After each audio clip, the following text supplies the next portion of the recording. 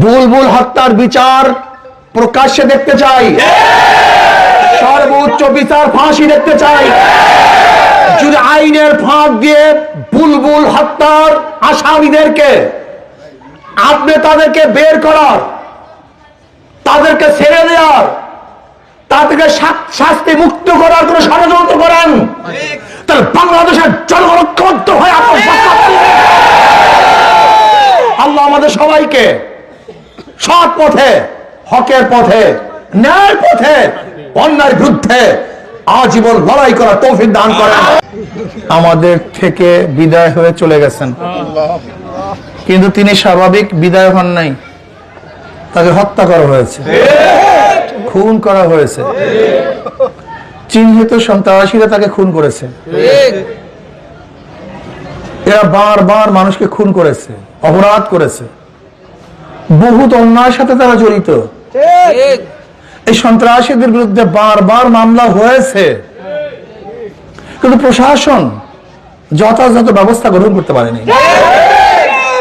আমি মনে করি আজকে আমার ভাই যে হত্যা হয়েছে, এই হত্যার পিছনে প্রশাসনের সবচেয়ে বড় দুর্বলতা।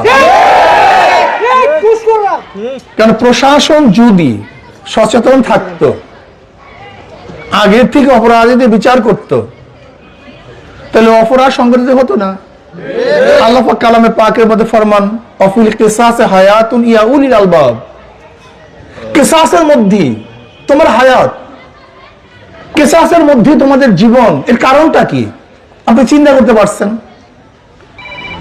বাংলাদেশে যেই পরিমাণের মানুষ খুন হয়, যদি খুনিদের বিচার হতো তার 100 ভাগের 1 ভাগও খুন হতো না। তার মানেটা কি? খুনিদের বিচার না হওয়ার কারণেই খুন হয়, অপরাধীর বিচার না হওয়ার কারণে অপরাধ বাড়তে থাকে। দুর্নীতিবাজদেরকে বিচার না করার কারণে গোটা সমাজ দুর্নীতিগ্রস্ত হয়ে গেছে। রন্ধ্রে রন্ধ্রে দুর্নীতি। আপনি দেখেছেন আজকে পত্রিকায় এক পুলিশ কনস্টেবল নয়, সে একজন এসআই, বিশাল এক ইয়াবার চালান সহ ধরা পড়েছে। আপনি চিন্তা করতে পারছেন আজকে? আচ্ছা বলেন তো, এই যে নারায়ণগঞ্জে 7 মার্ডার কারা করেছে? র‍্যাব। এই যে 7 মার্ডার র‍্যাব করেছে, আজও বিচার হয়নি, আজও তাদেরকে বিচার করা হয় নাই। যদি প্রশাসন দুর্নীতির সাথে সম্পৃক্ত থাকে, তাহলে দুর্নীতি বন্ধ করবে কে? সরিষার মধ্যে যদি ভূত থাকে, সেই সরিষা দিয়ে কি ভূত ছাড়ানো সম্ভব?